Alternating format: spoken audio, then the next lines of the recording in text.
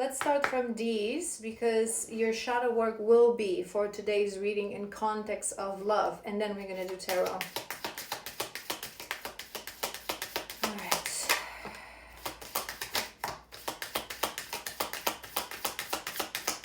Let's do 5, 2,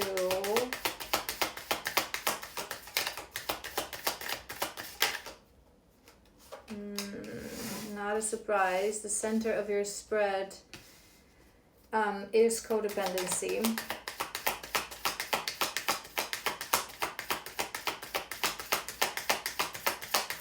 We will always be codependent on others, not just in romantic relationships, if we don't know ourselves to the very core. If we don't love ourselves, know ourselves to the very core. It's that authenticity that we talk about all the time. Because we will always we'll try to find ourselves through another, and it's not the way. Okay. All right, so we have codependency in your spread. So we know already that this is an issue. The moment of forming relationships, romantic relationships, you are becoming codependent from this person. Codependency is a distortion that lives in our solar plexus. Our solar plexus is the energy point that is responsible for the sense of self, the willpower. I call it the lone wolf energy, right? The lone wolf that exists, it is so authentic, so truthful to himself and who he is and his frequency, that whether he is in a pack or alone, it doesn't influence the depths of the levels of the bliss, happiness, fulfillment that he feels. Obviously, life becomes different whether we're on our own or in a pack surrounded by true soul connections. But it shouldn't, our self, our emotions, our state of being should not depend on those relationships, right? So codependency, it doesn't mean that that you don't love somebody. Love is love. Love is love. We love our karmics. We love people that we are codependent from. When we feel it, it's an emotion, right? But when you form relationships that are codependent, oh my God, I cannot with myself today. It's like I look at myself and I don't feel like I have a good face or hair day. So that's why I'm constantly playing. But again, I'm embodying your energy. So maybe that's how you feel. Because I don't tend to feel that way. I love myself. So maybe you feel like you don't look good, like you don't feel good, like your hair is just not working out, like you're not seeing what you want to see when you look in a mirror. It wouldn't surprise me because you're in very low vibrational energy right now. Just going back to that codependency for a moment, you would...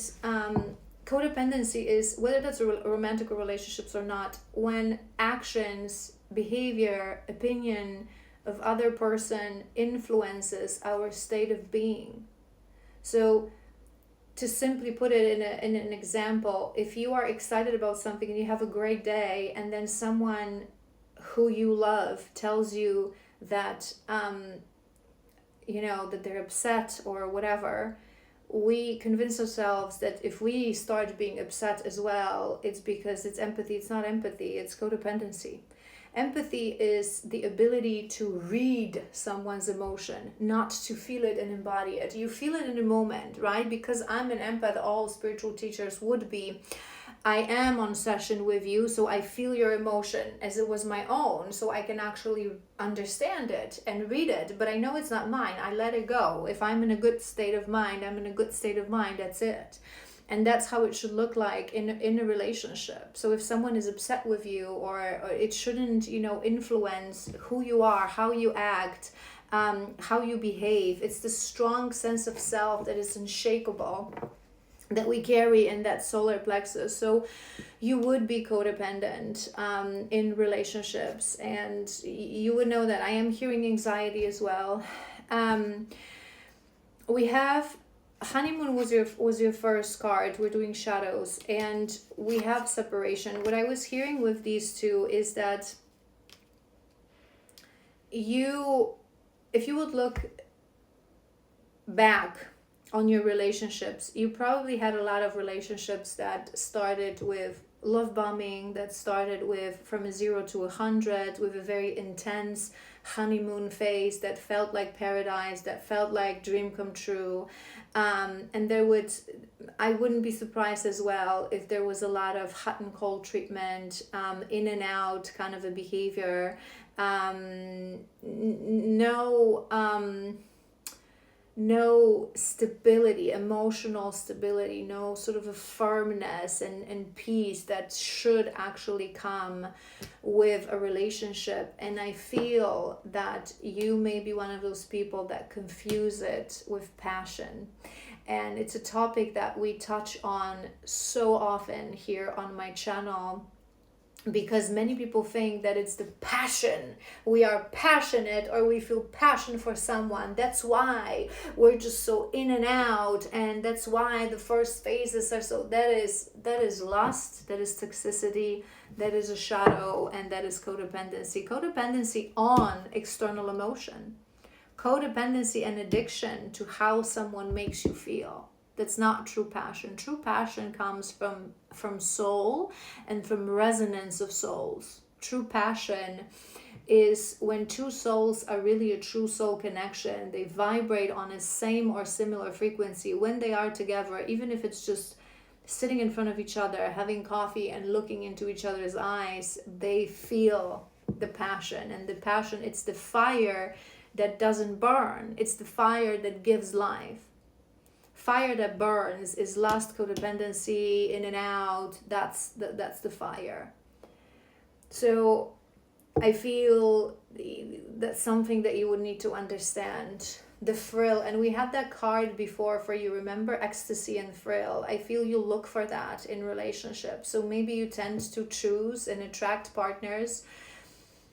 I wouldn't be surprised, a bit of a narcissistic trait. They were showing me as well, that pattern of, when we have a discussion, we say nasty words, we say ugly words, we do things that we're not supposed to do, and then they just come back with big, like bouquet of flowers or chocolates, and this grand gesture, and that you just fall for that trap, because and then there's I was even hearing like this conversation, like, I'm sorry, but I'm so passionate about you that you just drive me insane, because our love is so that ain't love. Oh my gosh, that ain't love, that ain't passion.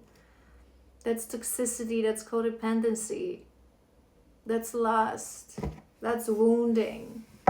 That's two people being driven by wounding and by shadows.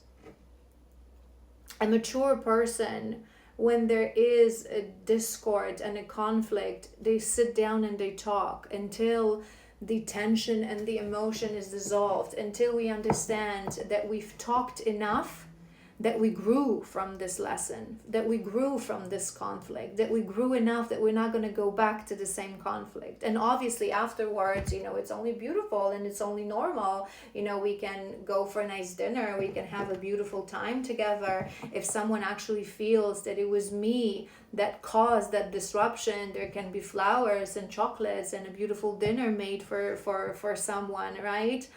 But once it is solved, not as a sort of a okay, I don't want to talk to you, I don't want to open emotionally, I don't want to be vulnerable with you, I don't want to look in your eyes, just take the flowers and forget about it and get off my back, okay? And it's again, remember we also had this card and we were talking about that you're not seeing red flags. You really have to realize what mature energy is, what mature feminine, mature masculine, mature relationship. That ain't apology. Apology without change and accountability, it's just a distraction. It's just a distraction. Especially that you would probably notice that this is repeating itself constantly, that this pattern is repeating itself. You have to really learn about mature relationship, about passion. And I was also hearing, I wouldn't be surprised, this collective, if looking back at your past partners, most of them, they would be attractive. I feel I feel that attraction is an important thing for you. And don't get me wrong, attraction is important because, again, it's a misconception. So let's pause to talk about this for a while. Our soul, right, remembers. Our soul remembers. As we enter this life, we know that in this specific life, I'm gonna have a couple of souls from my soul family, my soulmates, that will incarnate with me, right? And our soul knows that the person that I'm meant to be with from my highest, most abundant timeline, this is the body that they're gonna have.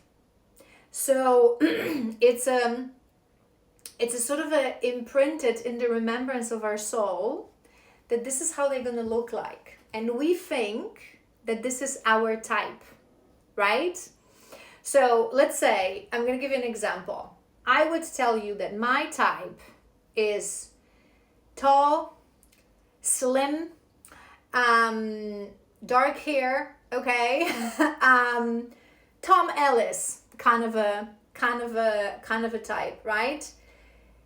Now, people could say that this is the shallowness, that you feel that this attraction is this person and this type is superior, but it's actually not. It's my soul who remembered and who knew that my beautiful divine counterpart would look exactly that. Lucky me, right? It's your remembrance. The type that we have is your remembrance. But the type and the remembrance doesn't necessarily mean that this person is going to be, in the understanding. I don't even know how to say this because I don't want to confuse you, because the concept of beauty and attraction is just ridiculous. But I want you to feel into the difference. I feel attracted to something because my soul feels attracted to that, or I feel attracted to what is considered attractive to the society. Do you feel into the difference? I feel this collective. You don't go for what inside of you feel that is attractive, but you go for a type of a person that by society is considered attractive. And I don't just mean looks. So maybe it is a man that holds a certain position, that holds a certain power, that drives a certain car, that has a certain social status, that has a certain traits that are, oh my God, I'm hearing alpha male. Ugh, I'm going to throw up because the understanding of that in today's society, I posted about this on my Instagram yesterday. It is just sad. It is just sad. Alpha male is about leadership. It's the leader of the wolf of the pack, right? It's not about power. It's not about dominance. It's not about not being vulnerable. I don't even want to go there, but think about this. There's a reason it was coming to my mind. I feel there's something within you that likes to go for men who are considered by distorted society and patriarchal society, distorted masculine patriarchal society, superior. And you know what you're going to end up with? I'm sorry to say it this way, but women who go for men who in today's distorted patriarchal masculine society are considered superior, you're going to end up with a narcissist, because this is what it is. I'm sorry to break this to you, because the patriarchal distorted society we live in, again, considers that an alpha man is the one that has power, is the one that rules by domination, is the one that doesn't care how, but he's going to get what he wants. It's a distorted masculine energy. Yikes. Narcissists and psychopaths. Sadly, this is who rules this world from the very top. And those are not the architects of New Earth. Those are not true divine masculine men. Those are not true men. Those are just like either very, very low vibrational, even not from this earth kind of energy, or very distorted, wounded, never healed my mommy issues, and I'm just gonna pretend that I'm powerful. Okay? Horrible. Horrible. Think about this. All right. Harsh session today, but it is what it is. Show me your shadows. Show me your shadows.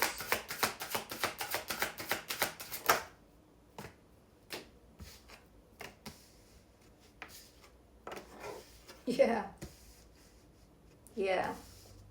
You like them like that. I'm sorry. That's what I'm hearing. You like them like that. Powerful. What seems to be decisive.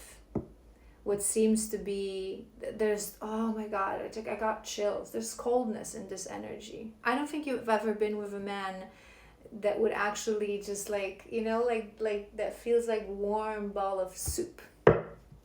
And this is how we all should feel like a warm ball of soup, like something that comforts. Oh, it's like, oh my God, I'm so what they're called, I'm seeing from the Game of Thrones, the night walkers, what were they called? That's what I just saw. Oh my God. Oh, it's like I'm cold. Literally, I'm cold to my very core, to every cell of my body. Examine that. There is a reason. It's not normal. It's not. Women say to themselves that this is just, I just like men who are, masculine, and are, that ain't masculinity. That's a distortion. Masculines, true men, they are, I always highlight this to you guys, true men, divine masculine men, they have the biggest hearts. They're soft, they're gooey, they're warm ball of soup, because men actually receive energy through their heart. That is, the heart is the most vulnerable place of a man. This is why a healed man has a huge pumping heart on the palm of his hand, in opposite to the distorted man that has completely locked heart, coldness of an ice desert.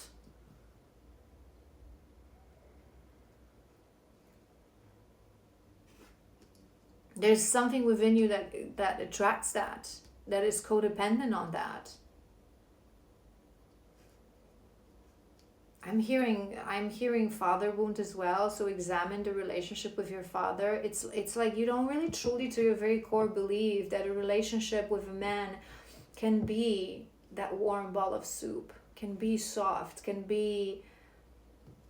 If you don't believe it, you're not ever going to attract that. If you subconsciously think that what I describe to you as a true divine masculine man, if you look at that and you think that this is weak, that this is not men, you're never going to attract that. All you're going to attract is this. Look at him. Oh my God. Ah. Coldness.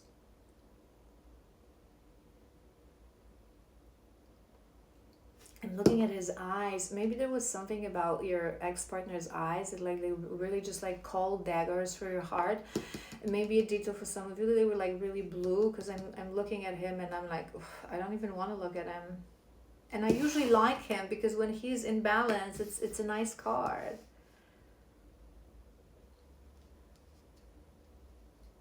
I feel subconsciously, whether you realize it or not, you associate love with pain. You feel love brings pain.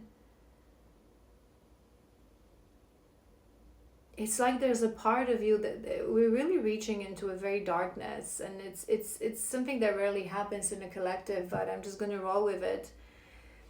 It's like there's something within you that almost likes to be trapped, almost like to be controlled.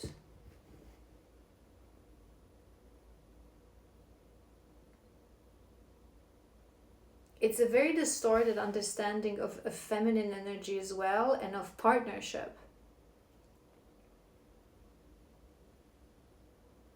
It's like you see the femininity as, as a woman, men needs to take care of you, which is true, but not because you're weak and you cannot do it on your own, but only because when a true man takes care of you, you can relax into your full feminine energy and fulfill your role as the oracle, as a gatekeeper, as the standard setter, as the embodiment of deep unconditional self-love and self-worth.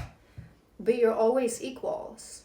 I don't think you ever had a partner that considered you equal. You have the devil at the bottom of the deck.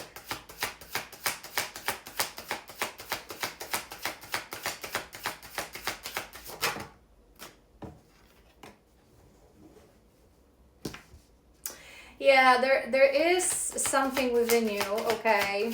I wouldn't be surprised if it comes from your father, if it comes from how you were taught things in your family.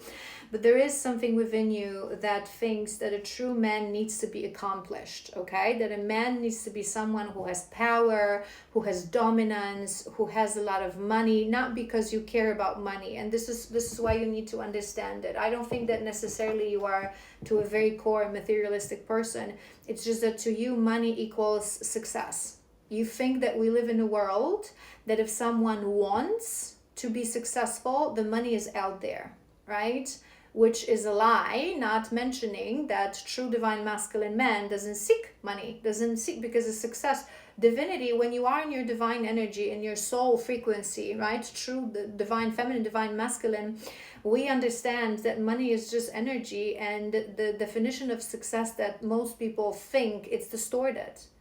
Success isn't about amount of money, amount of people who know of you, amount of people who you can influence, who you can control. Success is about how many people you actually inspire and influence to want something better through a ripple effect of your own authentic being. It's not in the volume.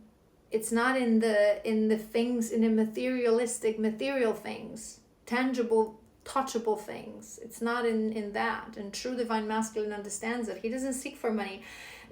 Real men, true divine masculine men, the builders of our new earth, who they're going to become, they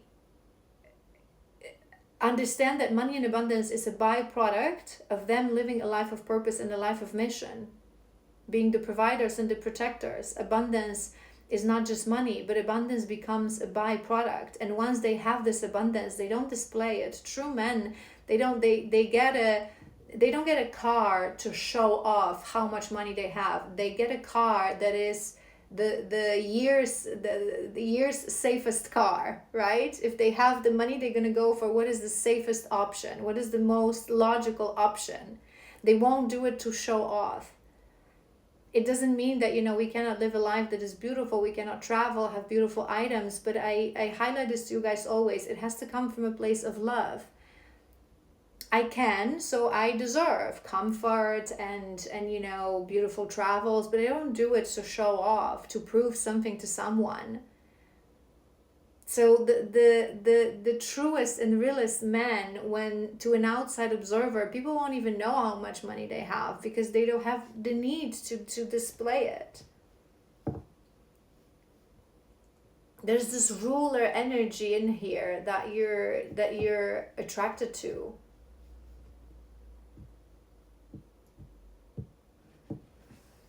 And it will only be your choice whether you want to remove that distortion or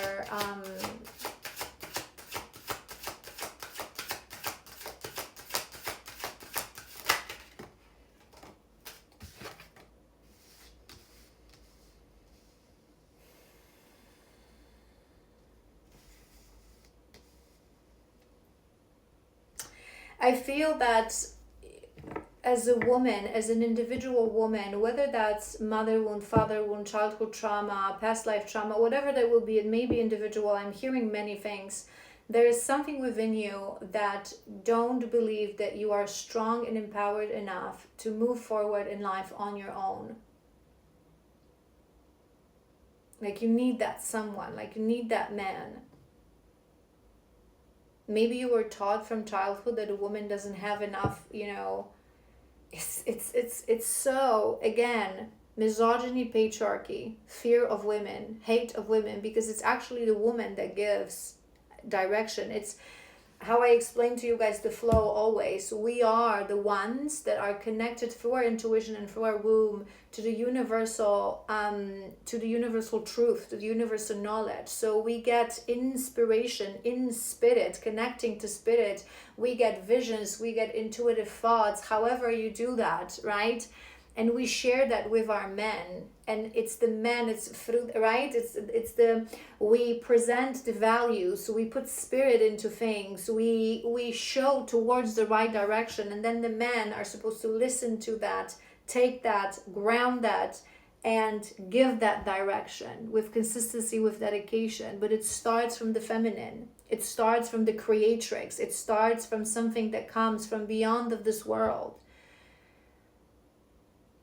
But because that men fear that, because they don't know how to work with that on an equal level, they made us believe that it's just nonsense, that whatever is not tangible, whatever is not logical, that all that intuition, all that coming from the heart, it's nonsense. It's actually the meaning of life. You are empowered, and we all have masculine and feminine within energetically. So you are empowered to do things on your own. You don't need a man in your life. I feel there's also a confusion there. Oh my God, it's you would like to be dominated, whether you want to accept it or not. There's an misconception of strength, true strength, and resilience. True strength doesn't exist without compassion. Again, a strong man is not a man who forces things. It's actually weakness. People who are truly strong, true leaders, they embody certain things and they create frequency around them that people are drawn to, that people want to follow effortlessly. They don't even do anything. If you have to force someone to do something forcefully through blackmail, through dominance, through cornering them up, it's weakness. It means that within your character, there's nothing that could convince them. You just have the physical things, the money, do you understand?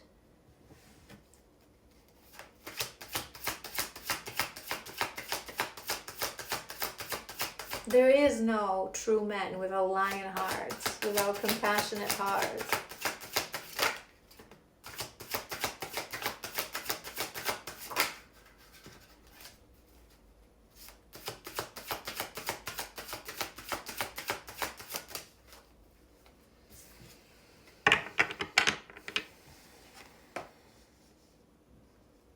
You are attracted to dominance. You are attracted to power.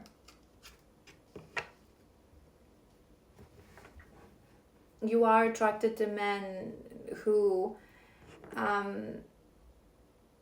it feels like they can do anything in life. They can give you anything. They can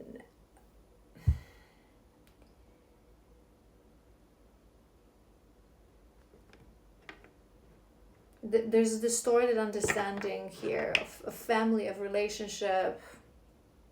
I'm hearing certain things, but to be honest, I don't want to go deeper. Bottom line, high level, you know what this is about. We went really dark, but remember, our darkness is not for us to be ashamed of that darkness, for us to hate that darkness. It's to be understood. It only wants to be understood. So now I feel like you are standing in front of a choice. Well, we are collectively in that waiting room. We're either going to go back to same karmic patterns, and maybe it's going to be lighter, more pleasant, more enjoyable, but it's your choice ultimately. Or you're going to, dedicate next years of your life to really break through, to really look into the eyes of your darkness, to understand it, to love it, to integrate it, and to teach yourself to make better choices for yourself, to really, really thrive in life in an environment of peace, love, and alignment.